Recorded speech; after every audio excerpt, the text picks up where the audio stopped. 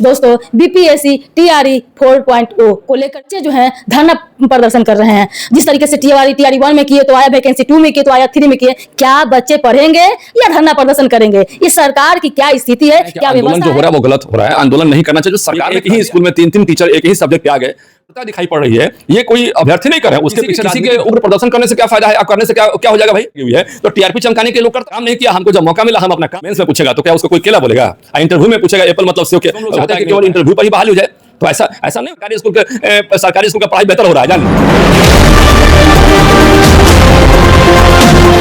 Channel में आपका स्वागत है। मैं हूं डीकेजी समाज। देखिए आज का जो है सुलगता ये आ रहे हैं, आंदोलन चल रही है दोस्तों। इस आंदोलन का नाम है दोस्तों बीपीएससी टीआरई 4.0 को लेकर के जो है बच्चे जो हैं धरना प्रदर्शन कर रहे हैं।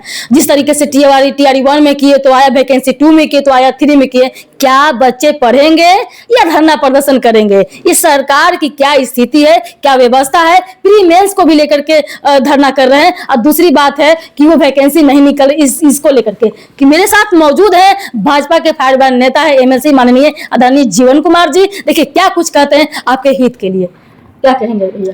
देखिए जो आंदोलन हो रहा है, हम तो ये कहना चाहें कि आंदोलन जो हो रहा है वो गलत हो रहा है। आंदोलन नहीं करना चाहिए। जो सरकार ने कह दिया है कि हम टीआरई 4 का वैकेंसी निकालेंगे, तो सरकार अपना जो प्रक्रिया है उस प्रक्रिया को फॉलो करके निकालेगी।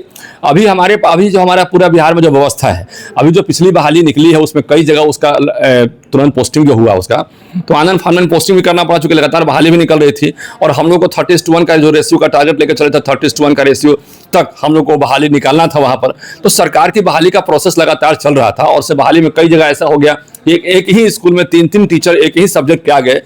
ये व्यवस्था थोड़ा सा अव्यवस्थित हो गया है और सरकार पूरी तरह से इसको व्यवस्थित करने में लगी है और पूरी तरह से व्यवस्थित करके सरकार ये एक डाटा अपने पास मंगा रही है कि कहां पर कितना हमको जरूरत है और उस जरूरत के हिसाब से हम वैकेंसी निकालें।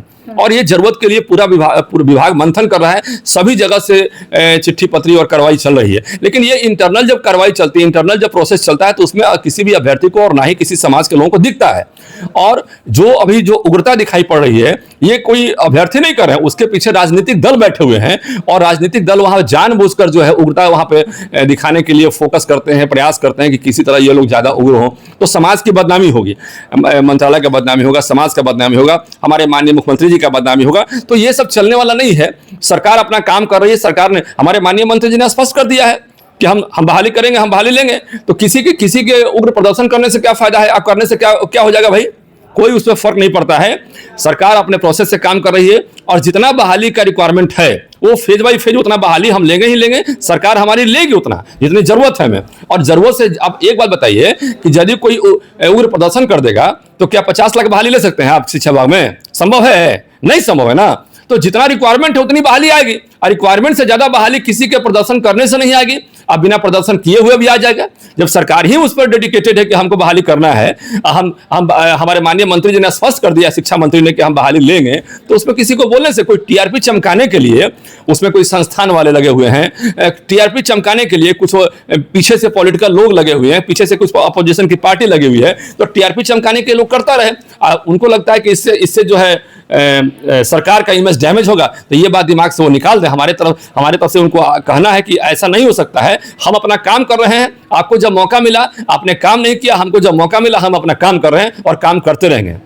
ये तो पहले क्वेश्चन है। दूसरी क्वेश्चन मेरा सवाल है कि प्री मेंस को लेकर के जो है जब वो टीआरई 3 तक जो है नहीं हुआ तो 4 में ये कानून क्यों? अच्छा एक बात बताइए, ठीक है प्री मेंस के लिए आप बोल रहे हैं, एक बात है, एप्पल मतलब से यदि प्री में पूछा जाएगा तो क्या उसको आप केला बोलिएगा?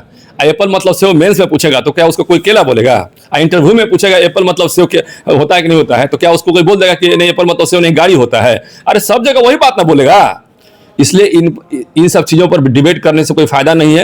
अपना जो हम लोग लगातार चाहते हैं कि क्वालिटी एजुकेशन की बात करें और जब विभाग चाहता है क्वालिटी एजुकेशन की बात करें तो विभाग को अपना काम करने देना चाहिए। इस पर कोई जो है आरोप प्रत्यारोप नहीं होना चाहिए और इस व्यवस्था पर सवाल खड़ा नहीं करना चाहिए। अब तो मैक्सिमम लोग चाहते हैं कि केवल इंटरव्यू पर ही बहाली हो जाए, तो ऐसा नहीं हो सकता ना। मैक्सिमम जो सरकार का प्रयास है, खासकर जो शिक्षा विभाग का प्रयास है और माननीय मुख्यमंत्री जी का प्रयास है कि हम बेहतर से बेहतर शिक्षा व्यवस्था बिहार में कायम करें। और पूरा नॉर्दर्न इंडिया में आप स्ट्रक्चर देखिएगा तो नॉर्दर्न इंडिया का सबसे बेहतर स्ट्रक्चर बिहार में खड़ा हुआ है शिक्षा व्यवस्था का।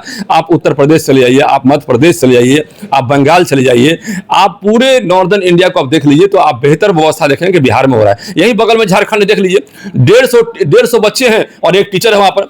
एक स्कूल में 300 बच्चे पढ़ रहे हैं और 2 टीचर मिलकर 300 बच्चों को पढ़ा रहे हैं। 900 बच्चे पढ़ रहे हैं, केवल 5 टीचर है। अब 5 टीचर में सारे सब्जेक्ट को क्लास वो ले रहे हैं, उसी में कभी 2 टीचर की छुट्टी हो गई तो क्या बच्चे पढ़ेंगे बताइए आप। तो ये सारी व्यवस्था में आप यदि कैटेगराइज कीजिएगा, आप यदि कंपेयर कीजिएगा तो आपको दिखाई पड़ेगा कि बिहार में बेहतर एजुकेशन दिया जा रहा है। बिहार की जो शिक्षा व्यवस्था है बहुत बेहतर है अन्य जगहों से, और लगातार हम प्रयास कर रहे हैं कि हमारे सरकारी स्कूल के बच्चे को प्राइवेट स्कूल में दाखिला लेने की जरूरत नहीं पड़े। ये इतने टैलेंटेड हो कि खुद से IIT निकाले, खुद से सारा मेडिकल का जो एग्जाम कोचिंग करने जाते हैं उनको कोचिंग करने की आवश्यकता नहीं पड़े, तो सारा प्रैक्टिस यही कर ले वो। और ये व्यवस्था लगातार चल रहा है। हमारे यहाँ देखें, हमारे यहाँ कितना बेहतर इंफ्रास्ट्रक्चर फैसिलिटी मिल रहा है, हमारे यहाँ कितना लैब एडवांस हो गया है। प्राइवेट तो सरकारी जो है टीचर शिक्षक उनके जो है बच्चे क्या सरकारी स्कूल में पढ़ेंगे? मंत्री विधायक के जो है सरकारी स्कूल में पढ़ेंगे? अब तो पढ़ाना शुरू कर दिया लोग सरकारी स्कूल, नाम नहीं लेते हैं। अब भीतर से अपने बाल बच्चों को भेज रहे हैं सरकारी स्कूल में, देख रहे हैं कि सरकारी स्कूल में व्यवस्था बेहतर हो गया है, और ऊपर से बोलते नहीं कि कहीं इमेज मेरा खराब ना हो जाए। इमेज के चलते डरते हैं, भेज रहे हैं सरकारी स्कूल में जहां उनको दिखाई पड़ रहा है कि सरकारी स्कूल का पढ़ाई बेहतर हो रहा है। जान लीजिए यही स्थिति है। चलिए बहुत बहुत धन्यवाद भैया। देखिए तमाम बातों को लेकर के जो है सरकारी स्कूल में जो पढ़ाने की बात हो रही है, देखिए जो है, और दूसरी बात है कि TRE-4 को वैकेंसी जो है जो समीक्षा कर करके जल्द से जल्द जो है निकलने वाली है। कृपया करके किसी के बहकावे में उग्र प्रदर्शन न करें। सरकार आपकी है, आप ही के लिए काम करेगी। तब तक के लिए जय हिंद जय भारत। देखते रहिए DK चैनल, सब्सक्राइब करें, फेसबुक पे तो फॉलो करें।